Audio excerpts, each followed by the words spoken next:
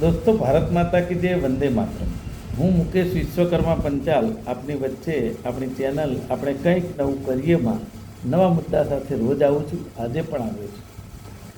સૌથી પહેલાં વિશ્વાસઘાતથી બચવું એ આપણો મૂળ મંત્ર છે. સમાચારની શરૂઆત કરીએ. સૌથી પહેલાં સ્થાનિક સ્વરાજની ચૂંટણીઓ ડિક્લેર થઈ ગઈ છે. આચારસંહિતા લાગુ થઈ ગઈ છે.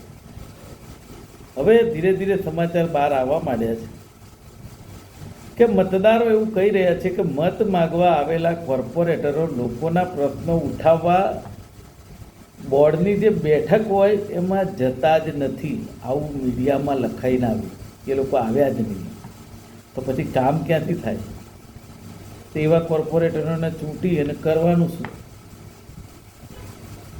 બીજી વાત છે, પિતરાઈ ભાઈ સાથે લંડનમાં અભ્યાસ કરતો હોવાની વાત કરી મહિલા બેંક મેનેજર પાસેથી 40 લાખ રૂપિયા પડાવ્યા. આજકાલ ઠગાઈ એક ફેશન થઈ ગઈ લાગે છે, ખૂબ થઈ રહી છે. લોકોએ સાવચેત રહેવાની જરૂર છે. તમને એમ લાગે કાયદો કંઈક મદદ કરશે, કશું કરતો નથી. કેટલાય રૂપિયા ગયા લોકોના. માત્ર ડિજિટલની વાતો છે. ડિજિટલ કર્યા પછી તમારું આગળ શું થશે એ વિચારવાનો સમય સરકાર પાસે નથી. પોલીસની ભ્રષ્ટાચારી કામગીરીને કારણે ગોમતીપુરમાં જે ઘટના બની ગઈ કે ભાઈ બહેને પોતાને એક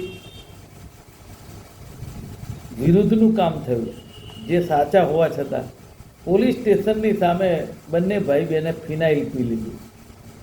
આ ઉદાહરણ કહેવાય. પોલીસ કર્મચારીઓએ ખરેખર આ સમજવા જેવું છે. કારણ કે એનો અનુભવ મને પણ કેટલાક અનુભવ છે.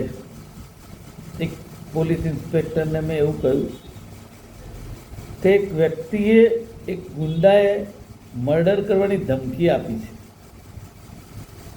મેં ફરિયાદ આપી છે, તો તમે કાર્યવાહી શું કરી? તો એ પોલીસ ઇન્સ્પેક્ટરનું કહેવું હતું કે મેં એમને 151 દાખલ કરીને જામીન લીધા છે.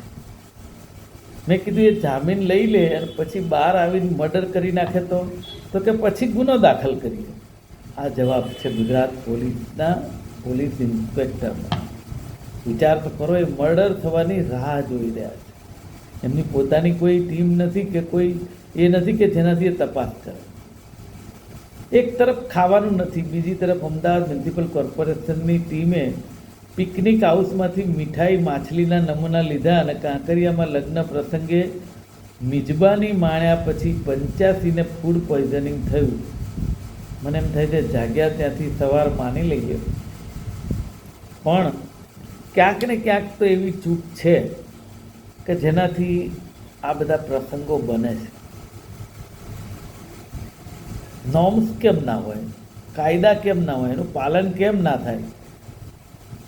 આના ઉપર સૌથી મોટો અભ્યાસ જરૂરી છે. પછી કાયદાનો કોઈ મતલબ જ નથી જો કોઈ અભ્યાસ નથી કરવાનું તો, અને ઇમ્પ્લિમેન્ટેશન ન થાય તો. આજે હાઈકોર્ટ દરેક વસ્તુની અંદર સંજ્ઞાન કરે કે આ તમારે કરો, આ કરવા જેવું છે, આના ઉપર હાઈકોર્ટ લાલ ઘૂમ થઈ જાય. પણ છતાંય જો તમે એ વસ્તુ પર ધ્યાન જ નથી આપતા, એની એ જ વસ્તુ રિપીટેશન થાય છે, તો મને એમ થાય છે નામદાર હાઈકોર્ટનો શું મતલબ થયો? આજે એક જ એવી સંસ્થા છે ભારતમાં, આપણા દેશમાં, લોકશાહીમાં, જે ન્યાયાલય કહી શકાય કે એના ઉપર લોકોને ક્યાંક ને ક્યાંક અમુક પર્સન્ટેજ ભરોસો છે. તો એને ગોળીને પી જાય છે આ સરકારો, તો પછી આપણે કરવાનું શું? તો એનો મતલબ એ સરકારોને તમારે બદલવી પડે. કારણ કે એમને જે સત્તાનો મદ હોય એ તમારે ઉતારવો પડે તો જ મેળ ખાય. સ્થાનિક સ્વરાજની ચૂંટણીને લીધે 2.7 લાખ ઉમેદવારોની ટાટ જે એક્ઝામ હતી એ 26મીને બદલે હવે 3 મે લેવાશે. વિચાર કરો, રાજ્ય પરીક્ષા બોર્ડ દ્વારા માધ્યમિક શિક્ષક બનવા માટેની ટાટ પરીક્ષાની તારીખમાં ફેરફાર થયો. ચૂંટણીથી કયા કયા કામો અટકે છે એનો ઉમદા નમૂનો. અમદાવાદમાં હેન્ડ કાર્ડથી સફાઈમાં ગેરરીતિ થઈ છે. વિજિલન્સની તપાસની માંગ થઈ છે. હું કાયમ કહું છું, વિજિલન્સની તપાસ, ઓડિટિંગ અને ઇમ્પ્લિમેન્ટેશન આ બધું એક ભાગ છે. તંત્રે જાહેર કરેલા આંખ કરતાં ઓછા હેન્ડકાર્ટ મુકાતા હોવાનો આક્ષેપ થયો છે. સાંકડા રસ્તાઓ ઉપર સફાઈમાં કૌભાંડ થાય છે અને હેન્ડકાર્ટમાં જીપીએસ સિસ્ટમ છે જ નહીં. આ મળતિયા લોકોને કોન્ટ્રાક્ટ આપી દેવાના અને પછી જે થવું હોય તે થાય. એમના જે અમુક પર્સન્ટેજ મળી ગયા એટલે વાત પૂરી, અને જો ના આપે એને ધક્કાઈ ખાવા પડે.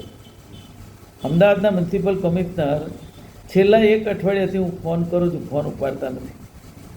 મારે અમુક વાતો એમને કહેવી છે, નથી ઉપાડતા ફોન. કહેવાનો મતલબ જ એ છે, એટલા બધા બિઝી હોય છે. મને એમ થાય છે ઉચ્ચ અધિકારીઓ આટલા બધા બિઝી શેમાં હોય છે ને એ સવાલ છે. કામ તો નીચેની ટીમ કરતી હોય છે. ગુજરાતની જીએસટીની આવકમાં 18.9% નોંધપાત્ર વધારો થયો.